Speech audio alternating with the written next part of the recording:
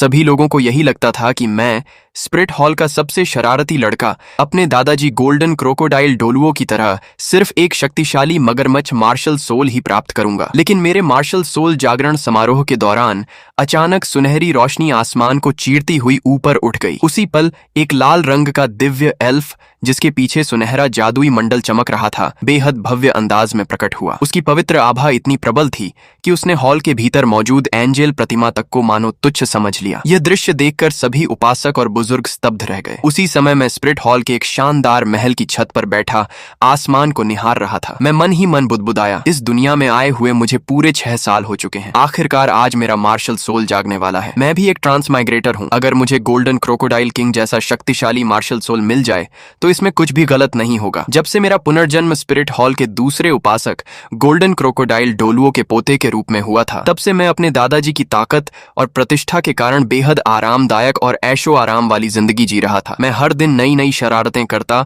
और पूरे spirit hall में हंगामा मचा देता। लेकिन ऐसी जिंदगी मेरी मंजिल नहीं थी। मैं हर दिन यही सोचता रहता कि आखिर मेरा मार्शल सोल कैसा होगा। तभी अचानक मेरे पीछे से एक परिचित आवाज सुनाई दी। मैंने मुड़कर देखा तो कियान रेनश्वे मेरे पास खड़ी थी। उसने नाराज होकर कहा, आज रात तुम्हारा मार्शल सोल जागरण समारोह शुरू होने वाला है और तुम अभी तक यहाँ बैठे हो। मैं मुस्कुराते हुए बोला, बस कुछ बातें सोच रहा था, अभी चलता हूँ। फिर मैंने उसे छेड़ते हुए कहा, लेकिन तुमने तो कल कहा था कि तुम पूरे 1 महीने मुझसे बात नहीं करोगी, फिर आज खुद मेरे पास क्यों चली आई? मेरी छोटी बहन। ये सुनते ही वह गुस्से से बोली, मैंने तुमसे कितनी बार कहा है मुझे छोटी बहन मत कहा करो, मुझे बड़ी बहन कहो। मैं तुमसे पूरे 3 साल बड़ी हूँ। मैं हंसते हुए बोला, नहीं, मैं तो तुम्हें छोटी बहन ही कहूंगा। छोटी बहन, छोटी बहन। मेरी बात सुनकर उसने गुस्से में अपने गाल फुला लिए। असल में वह मुझे अपना सबसे अच्छा दोस्त मानती थी, लेकिन उसे कभी समझ नहीं आया कि मैं हमेशा खुद को उसका बड़ा भाई क्यों कहता हूँ। मैंने उससे पहले भी कहा था कि अगर वह एक बार मुझे बड़े भाई कह दे तो मैं उसे बड़ी बहन बुलाऊंगा, लेकिन जैसे ही उसने मुझे बड़े भाई कहा, मैंने तुरंत अपना वादा तोड़ दिया और फिर से उसे छोटी बहन कहना शुरू कर दिया। उस दिन वह इतनी नाराज हुई कि सीधे कियान दाओलियू और मेरे दादाजी गोल्डन क्रोकोडाइल डोलुओ के पास शिकायत लेकर पहुंच गई। लेकिन किसी ने भी मेरी डांट नहीं लगाई। उल्टा मेरे दादाजी जोर से हंस पड़े और बोले, मेरा पोता सचमुच बहुत होशियार है। ये सुनकर कियान रेनश्वे को लगा जैसे पूरे स्पिरिट हॉल का आसमान ही अंधेरा हो गया हो। पुरानी बात याद आते ही उसने हल्की सी नाक सिकोड़कर कहा, अब ज्यादा नखरे मत दिखाओ, जल्दी चलो। दादाजी और बाकी सभी लोग काफी देर से तुम्हारा इंतजार कर रहे हैं। मैंने बेफिक्र होकर जवाब दिया, इतनी भी क्या जल्दी है? वैसे भी वे सब खाली बैठे हैं, थोड़ा और इंतजार कर लेंगे तो कोई फर्क नहीं पड़ेगा। उधर एल्डर हॉल में सभी उपासक पहले से इकट्ठा होकर मेरा इंतजार कर रहे थे। हर कोई यह जानना चाहता था कि आखिर मैं कौन सा मार्शल सोल प्राप्त करने वाला हूँ। लेकिन जब काफी देर तक मैं नहीं पहुंचा तो गोल्डन क्रोकोडाइल डोलुओ गुस्से से दांत पीसने लगे। ये बदमाश लड़का, इसे समय की कोई कद्र ही नहीं है, आने दो इसे, आज इसकी अच्छी खबर लेता हूँ। तभी डेमन कॉन्करिंग डोलुओ की आंखें चमक उठी। वह हंसते हुए बोला, दूसरे भाई, मैं तो कब से उस शरारती बच्चे को सबक सिखाना चाहता हूँ। अगर आप अनुमति दें तो आज मैं अपनी पान लॉन्ग स्टाफ से इसकी अच्छी तरह पिटाई कर दूं। जब से मैंने चलना सीखा था, पूरे स्पिरिट हॉल में मेरी शरारतों का आतंक था। मैं हर दिन कोई न कोई नया मजाक करता और पूरे महल को सिर पर उठा लेता। डेमन कॉन्करिंग डोलुओ भी कई बार मेरी शरारतों का शिकार बन चुका था, इसलिए वह हमेशा मौका ढूंढता रहता था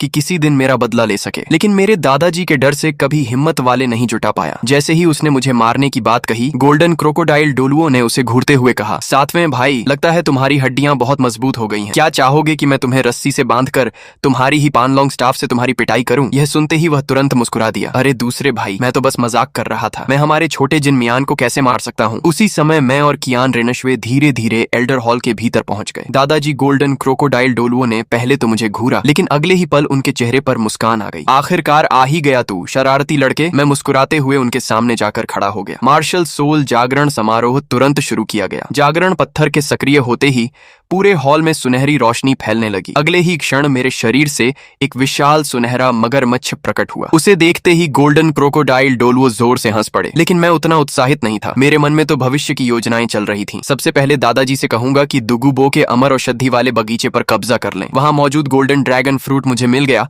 तो मेरी रक्त रेखा कई गुना शक्तिशाली हो जाएगी और मेरा गोल्डन क्रोकोडाइल किंग सीधे गोल्डन ड्रैगन किंग में विकसित हो सकता है। मैं अभी यही सोच ही रहा था कि अचानक मेरे दिमाग में एक ठंडी यांत्रिक आवाज गूंज उठी, बधाई हो host, Divya sign in system सफलतापूर्वक सक्रिय हो चुका है। वर्तमान स्थान स्पिरिट हॉल, साइन इन सफल। इनाम दिव्य स्तर का मार्शल सोल मिरस। अगला साइन इन स्थान स्टारडॉ महान वन। जैसे ही सिस्टम की आवाज समाप्त हुई, मेरे पूरे शरीर से असीमित पवित्र प्रकाश फूट पड़ा। सुनहरी रोशनी सीधे आसमान तक जा पहुंची। मेरे पीछे अचानक एक विशाल लाल रंग का दिव्य एल्फ प्रकट हुआ। उसके पीछे चमकता हुआ सुनहरा दिव्य मंडल दिखाई दे रहा था। उसके प्रकट होते ही पूरे एल्डर हॉल में भयानक दैवीय दबाव फैल गया। यहाँ यहाँ तक कि बाहर स्थापित विशाल एंजल प्रतिमा भी अपने आप चमकने लगी, लेकिन उसकी रोशनी भी मिरिस के सामने एक जुगनू जैसी लग रही थी। पूरा एल्डर हॉल सन्न रह गया। सभी उपासकों के चेहरों पर अविश्वास साफ दिखाई दे रहा था। गोल्डन क्रोकोडाइल डोलुओ खुशी से जोर जोर से हंसने लगे। हा हा हा, कमाल कर दिया मेरे पोते ने। सिर्फ ट्विन मार्शल सोल ही नहीं बल्कि दूसरा मार्शल सोल तो दिव्य स्तर का है। उसी समय मेरे जागरण से पैदा हुई दैवीय ऊर्जा पूरे डोलुओ महाद्वीप में फैल गई। Slaughter city, sea god island, 7 treasure glazed tile clan, blue lightning tyrant dragon clan, सभी शक्तिशाली संगठन इस असामान्य घटना की ओर आकर्षित हो गए। यहाँ तक कि देवताओं के लोक में बैठे देवता भी इस दिव्य आभा को महसूस कर चुके थे। शूरा गॉड ने मेरे प्रतिबिंब को देखते हुए उत्साहित होकर कहा, जन्मजात दिव्य स्तर का मार्शल सोल, ये लड़का सचमुच अद्भुत है। उसके मन में पहली बार अपने चुने हुए उत्तराधिकारी तांग सांड को लेकर पछतावा होने लगा। वहीं विनाश के देवता और जीवन की देवी भी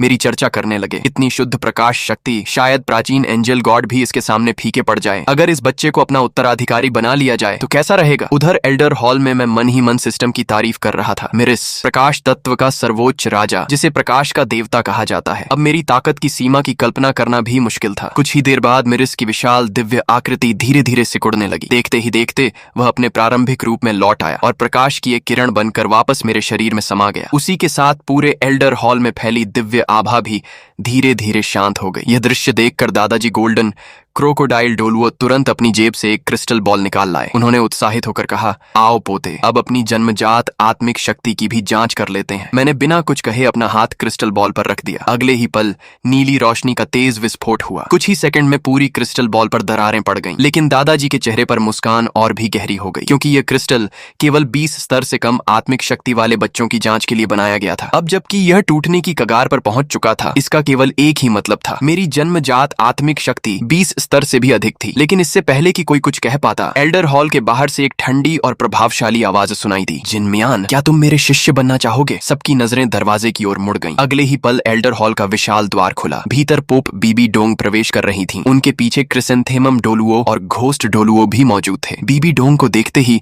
क्यान रेनश्वे का चेहरा तुरंत ठंडा पड़ गया। वहीं दादाजी बिना देर किए मेरे सामने आकर खड़े हो गए। उन्होंने कठोर स्वर में कहा, बीबी डोंग, तुम यहाँ किस लिए आई हो। तुम्हें अभी पोप हॉल में होना चाहिए। बीबी डोंग ने बिल्कुल शांत चेहरे के साथ उत्तर दिया, दूसरे उपासक, मैं स्पिरिट हॉल की पोप हूँ। एल्डर हॉल कोई प्रतिबंधित स्थान नहीं है। मैं यहाँ क्यों नहीं आ सकती। उनकी बात सुनकर कुछ क्षणों के लिए पूरा हॉल शांत हो गया। मैंने धीरे से दादाजी के पीछे से झांककर पहली बार बीबी डोंग को ध्यान से देखा। मन ही मन मैंने आह भरते हुए सोचा, इतनी सुंदर, इतनी प्रतिभाशाली, लेकिन अफसोस, आखिरकार यू शाओगांग के प्रेम में अपनी पूरी जिंदगी बर्बाद कर बैठी। इसी दौरान बीबी डोंग की नजर मुझ पर आ गई। उन्होंने सीधे मेरी आंखों में देखते हुए कहा, तो तुम ही जिनमियान हो जिसने अभी अभी दिव्य स्तर का मार्शल सोल जगाया है। क्या तुम मेरे शिष्य बनना चाहोगे। उनकी बात पूरी भी नहीं हुई थी कि दादाजी ने तुरंत जवाब दे दिया, मेरा पोता ऐसा कभी नहीं करेगा। हम सभी उपासक उसके लिए काफी हैं। उसे किसी और गुरु की जरूरत नहीं। बाकी सभी उपासकों ने भी तुरंत उनका समर्थन किया। बीबी डोंग का चेहरा थोड़ा कठोर हो गया। वह मुझे हर हाल में अपने पक्ष में करना चाहती थी। उसी समय उनके भीतर छिपी राक्षस देवता की चेतना ने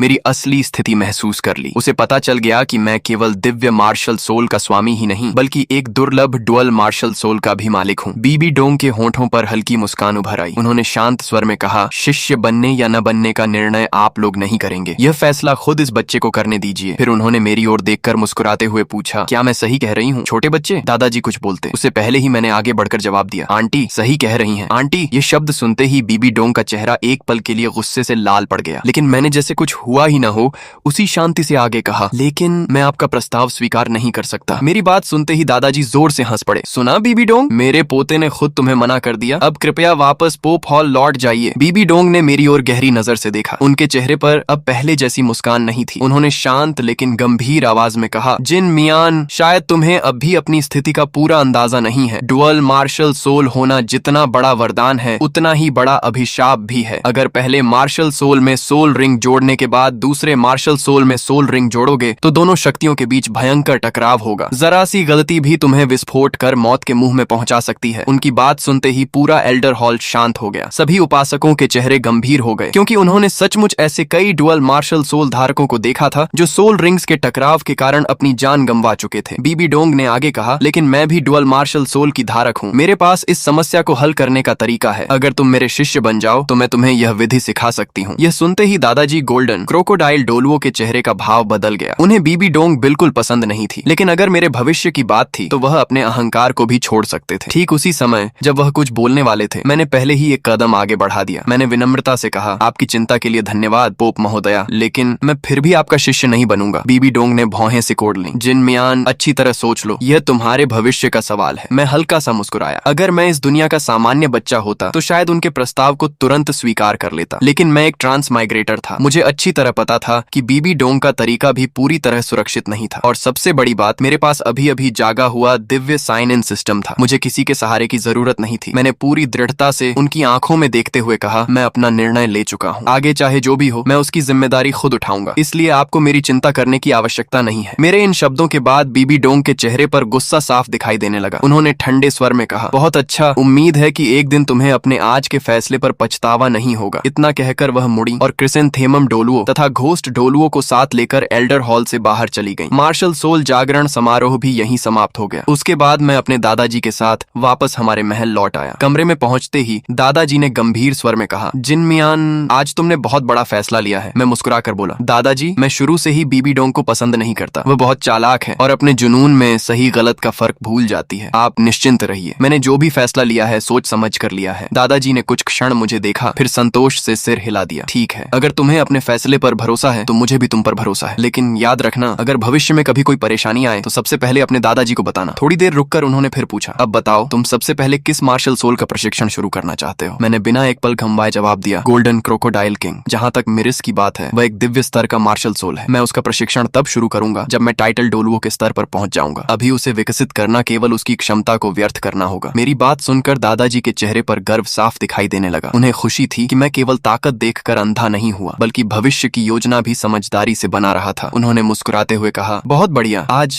अच्छी तरह आराम करो, कल से मैं खुद तुम्हें पहला सोल रिंग दिलाने ले चलूंगा। मैंने तुरंत सिर हिलाते हुए दादाजी को रोक दिया। दादाजी, अभी सोल रिंग्स लेने की कोई जल्दी नहीं है। मैं पहले 1 महीने तक अपने शरीर की नींव मजबूत करना चाहता हूँ। जब मेरा शरीर पर्याप्त शक्तिशाली हो जाएगा, तभी पहली सोल रिंग अवशोषित करूंगा। इतना कहते हुए मैंने अपनी जेब से एक मोटी नोटबुक निकाली और दादाजी की ओर बढ़ा दी। दादाजी, यह मेरा प्रशिक्षण कार्यक्रम है। मैं चाहता हूँ कि आप और बाकी सभी उपासक दादाजी इसी योजना के अनुसार मेरा कठोर प्रशिक्षण कराएं, और इसमें जिन जिन प्रशिक्षण उपकरणों की सूची है, कृपया उन्हें भी मेरे लिए तैयार करवा दीजिए। गोल्डन क्रोकोडाइल डोलुओ ने योजना को ध्यान से पढ़ा। कुछ देर बाद उन्होंने संतुष्टि से सिर हिलाया। बहुत बढ़िया, इसकी व्यवस्था मैं खुद करूंगा। समय तेजी से बीत गया। 1 सप्ताह बाद स्पिरिट हॉल के विशाल प्रशिक्षण मैदान में मैं पूरी ताकत से दौड़ लगा रहा था। मेरे पूरे शरीर से पसीना बह रहा था। हर सांस पहले से कहीं ज्यादा भारी होती जा रही थी, लेकिन मैं रुका नहीं। मेरे पीछे पीछे डेमन कॉन्करिंग डोलुओ आराम से चलते हुए अपनी पान लॉन्ग स्टाफ कंधे पर टिकाए मेरा पीछा कर रहे थे। उन्होंने मुस्कुराते हुए आवाज लगाई, अरे छोटे जिन मियान, क्या हुआ, इतनी जल्दी थक गए? तुम्हारी रफ्तार तो लगातार कम होती जा रही है। उन्होंने अपनी पान लॉन्ग स्टाफ को हवा में हल्का सा घुमाया। अगर तुमने अपनी स्पीड नहीं बढ़ाई तो मेरी यह लाठी सीधे तुम्हारे पीछे पड़ेगी। मैंने दांत भींच ली। मैं अभी और तेज दौड़ सकता हूँ, लेकिन मेरा शरीर अब अपनी सीमा के करीब पहुंच चुका था। अगले ही पल पान लॉन्ग स्टाफ हवा को चीरती हुई आई और सीधे मेरे पीछे जोर से लगी। मैं दर्द से उछल पड़ा और अनायास ही आगे की ओर दौड़ने लगा। डेमन कॉन्करिंग डोलुओ जोर से हंस पड़े। मैंने कहा था ना, अभी भी तुम्हारे अंदर और ताकत बची हुई है। दर्द सहते हुए मैंने पीछे मुड़कर डेमन कॉन्करिंग डोलुओ की ओर चिल्लाकर कहा, बूढ़े डेमन, आप मुझसे निजी दुश्मनी निकाल रहे हैं। यकीन मानिए, एक दिन आपकी पान लॉन्ग स्टाफ उठाकर सीधे गड्ढे में फेंक दूंगा। मन ही मन में लगातार शिकायत करता रहा। जब से दादाजी और बाकी सभी उपासकों ने मेरी ट्रेनिंग की जिम्मेदारी ली थी, तब से मेरी जिंदगी किसी नरक से कम नहीं रह गई थी। मेरी बात सुनकर डेमन कॉन्करिंग डोलुओ के चेहरे पर शरारती मुस्कान आ गई। अच्छा, लगता है हमारे छोटे जिन मियान में अभी भी बहुत ताकत बाकी है, तो चलो आज तुम्हारी ट्रेनिंग का स्तर थोड़ा और बढ़ाते हैं। इतना कहते ही उन्होंने अपनी आत्मिक शक्ति पान लॉन्ग स्टाफ में भर दी। अगले ही पल वह विशाल डंडा बिजली की तरह मेरी ओर उड़ता हुआ आया। मैं घबरा गया। मेरे पास अपनी रफ्तार बढ़ाने के अलावा कोई रास्ता नहीं था। पूरा दिन इसी तरह भागते बचते और मार खाते खाते आखिरकार मेरी ट्रेनिंग खत्म हुई। मैं अपने दर्द से कराहते हुए कूल्हों को सहलाता हुआ वापस अपने छोटे से आंगन में पहुंचा। जैसे ही अंदर कदम रखा, मेरी नजर झूले पर अकेली बैठी कियान रेनिशवे पर पड़ी। वह कहीं खोई हुई थी। मैं उसके पास गया और हाथ हिलाकर बोला, कियान रेनिशवे, क्या हुआ? मेरी आवाज सुनकर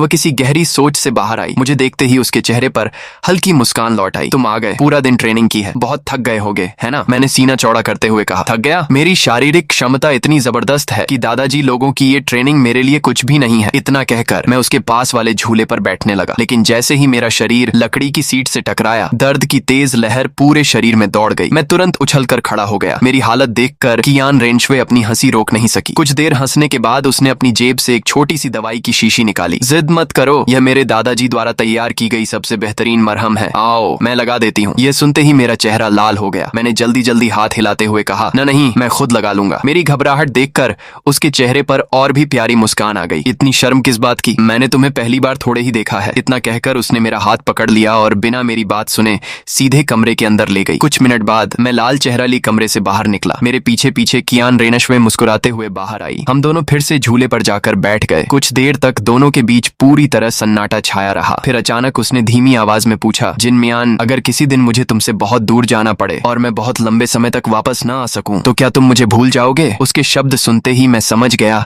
कि आखिर उसके मन में क्या चल रहा था। मुझे पहले से पता था कि बीबी डोंग पूरे डोलुओ महाद्वीप पर अपना साम्राज्य स्थापित करना चाहती थी। स्पिरिट हॉल के पास शक्तिशाली आत्मिक गुरुओं की कोई कमी नहीं थी, लेकिन दूसरे साम्राज्यों के भीतर उनकी पकड़ बहुत कमजोर थी। इसीलिए बीबी डोंग ने गुप्त रूप से जासूस भेजने की योजना बनाई और इस काम के लिए कियान रेनश्वे से बेहतर कोई नहीं था। 6 पंखों वाले दिव्य एंजेल की उत्तराधिकारी, 20 स्तर से अधिक जन्मजात आत्मिक शक्ति, असाधारण प्रतिभा और सबसे बढ़कर शाही परिवार में घुल मिल जाने लायक व्यक्तित्व। बीबी डोंग के लगातार दबाव और मानसिक खेल के बाद आखिरकार कियान रेनश्वे ने यह मिशन स्वीकार कर लिया। ये सोचकर मेरा मन भारी हो गया। स्पिरिट हॉल की सबसे प्यारी राजकुमारी, इतनी महान प्रतिभा, उसे अपनी असली पहचान छिपाकर एक साधारण जासूस की तरह जीना पड़ेगा। लेकिन मैं अभी केवल 6 साल का बच्चा था। चाहे मेरी पहचान कितनी भी खास क्यों ना हो, इतनी बड़ी बात बदलने की ताकत अभी मेरे पास नहीं थी। फिर भी मैंने मन ही मन कसम खाई, इस बार मैं कियान रेनश्वे का भविष्य कभी पहले जैसा नहीं होने दूंगा। मैंने पूरे आत्मविश्वास के साथ कियान रेनश्वे की आंखों में देखा और मुस्कुराकर कहा, मैं तुम्हें कभी नहीं भूलूंगा। मैं वादा करता हूँ, चाहे तुम राख ही क्यों न बन जाओ, हमारी दोस्ती इतनी गहरी है कि मैं तुम्हें एक नजर में पहचान लूंगा। मेरी बात सुनते ही पहले तो कियान रेनश्वे के चेहरे पर खुशी छा गई, लेकिन अगले ही पल उसने हल्के से मेरे सिर पर मुक्का मार दिया। क्या मतलब, तुम मुझे राख बनने का श्राप दे रहे हो? मैंने तुरंत अपना सिर पकड़ लिया और सफाई देते हुए बोला, अरे नहीं, मैं तो सिर्फ एक उदाहरण दे रहा था। और तुम भी तो एक लड़की हो, थोड़ा शांत और नरम स्वभाव नहीं रख सकती? इतनी हिंसक रहोगी तो भविष्य में तुमसे शादी कौन करेगा? ये सुनते ही उसने अपनी छोटी सी मुट्ठी कस ली। क्या कहा तुमने? मैं हिंसक हूँ? और अगर हूँ भी तो क्या हुआ? मुझे जैसी हूँ वैसी ही रहना पसंद है। अगर कोई मुझसे शादी नहीं करेगा तो मुझे उसकी भी कोई परवाह नहीं। उसकी बातें सुनकर मैंने जानबूझकर गहरी सांस ली और नाटक करते हुए कहा, अरे तुम्हारी हालत तो सच में बहुत दयनीय है। चलो मैं ही तुम पर दया कर देता हूँ। अगर कोई तुमसे शादी नहीं करेगा तो मैं ही तुमसे शादी कर लूंगा। मेरी बात सुनते ही कियान रेनश्वे का चेहरा लाल हो गया। उसने झेंपते हुए कहा, तुम अभी छोटे से बच्चे हो, तुम्हें शादी के बारे में क्या पता? और वैसे भी मैं तुमसे पूरे 3 साल बड़ी हूँ। मैंने तुरंत गंभीर चेहरा बनाकर कहा, तो क्या हुआ अगर तुम मुझसे 3 साल बड़ी हो? कहावत नहीं सुनी? 3 साल बड़ी पत्नी घर की सबसे बड़ी दौलत होती है। अगर सच में कोई तुम्हें अपनाने नहीं आया तो मैं तुम्हें अपने साथ ले जाऊंगा। मेरे शब्द सुनते ही उसका दिल जोर जोर से धड़कने लगा। उसने उम्मीद भरी नजरों से मेरी ओर देखा। सच? मैंने बिना झिझक सिर हिलाया। बिल्कुल सच, मैं कभी झूठ नहीं बोलता। तुरंत उसने अपनी छोटी उंगली मेरी ओर बढ़ा दी। तो वादा करो, हमेशा याद रखोगे। मैंने भी अपनी छोटी उंगली उसकी उंगली से फंसा दी। हम दोनों ने एक साथ कहा, उंगली की कसम, 100 साल तक भी यह वादा नहीं टूटेगा। डूबते सूरज की सुनहरी रोशनी में किया गया वह छोटा सा वादा हमारी जिंदगी का सबसे कीमती पल बन गया। लेकिन उस दिन के बाद मैं कियान रेनश्वे से बहुत कम मिल पाया। वह अपनी असली पहचान छिपाकर एक साधारण दासी का रूप धारण कर चुकी थी। अब वह तियांडो साम्राज्य के युवराज श्वे छिंगे के पास रहकर उसकी हर आदत, बोलचाल और व्यवहार सीख रही थी। यही उसकी भविष्य की गुप्त घुसपैठ की तैयारी थी। उधर मेरी ट्रेनिंग की जिम्मेदारी भी बदल चुकी थी। अब मेरी देखरेख स्वयं कियान दाओलियू कर रहे थे। शुरुआत में मुझे लगा था कि केवल प्रशिक्षक बदला है, लेकिन कुछ ही दिनों में मुझे समझ आ गया कि असली मुसीबत अब शुरू हुई है। कियान दाओलियू की ट्रेनिंग पहले से कई गुना ज्यादा कठोर थी। वह बिल्कुल भी दया नहीं करते थे और सबसे अजीब बात, जब भी मैं अनजाने में कियान रेनश्वे का नाम ले लेता, उनका चेहरा तुरंत सख्त हो जाता। वह बिना कुछ कहे अपनी तलवार निकालते और मेरे पीछे दौड़ पड़ते। कई बार तो मुझे पूरे 10 किलोमीटर तक भागना पड़ता, तब जाकर उनकी नाराजगी शांत होती। लेकिन इस नरक जैसी ट्रेनिंग का असर भी साफ दिखाई देने लगा। मेरे शरीर की ताकत, गति और सहन शक्ति पहले से कई गुना बढ़ चुकी थी। 1 महीना पलक झपकते ही बीत गया। ट्रेनिंग खत्म होने के अगले दिन मैं अपने दादाजी गोल्डन क्रोकोडाइल डोलुओ के साथ घोड़ा गाड़ी में बैठकर स्टारडॉ महान वन की ओर रवाना हो गया। घोड़ा गाड़ी के भीतर मैं आराम से सीट पर टिककर बैठा था, लेकिन मेरे चेहरे पर साफ नाराजगी दिखाई दे रही थी। मैंने दादाजी की ओर देखते हुए शिकायत भरे स्वर में कहा, दादाजी, आप आखिर बड़े उपासक से भिड़ क्यों नहीं जाते? आपको अंदाजा भी है कि पिछले 1 महीने में उन्होंने मेरी क्या हालत कर दी। मेरी बात सुनकर गोल्डन क्रोकोडाइल डोलुओ बेबस होकर मुस्कुरा दिए। मुझे सब पता है, लेकिन समस्या ये है कि मैं उनसे जीत ही नहीं सकता। उनका जवाब सुनते ही मैं पूरी तरह चुप हो गया। कुछ पल बाद मैंने गहरी सांस लेकर हाथ हिलाया। ठीक है, इस बार उन्हें माफ कर देता हूँ। वैसे भी उनकी ट्रेनिंग की वजह से मेरी शारीरिक क्षमता उम्मीद से कहीं ज्यादा बढ़ गई है। मेरी बात सुनकर दादाजी मन ही मन मुस्कुरा दिए। असल वजह उन्हें अच्छी तरह पता थी। अगर मैंने उनकी प्यारी पोती कियान रेनश्वे का दिल न जीता होता तो शायद बड़े उपासक मेरे पीछे इतनी सख्ती से नहीं पड़े होते। कुछ देर बाद उन्होंने विषय बदलते हुए पूछा, अच्छा ये बताओ, इस बार तुम कितने साल पुराना सोल रिंग लेना चाहते हो? तुम्हारे शरीर की वर्तमान क्षमता देखकर लगता है कि लगभग 800 साल पुराना सोल रिंग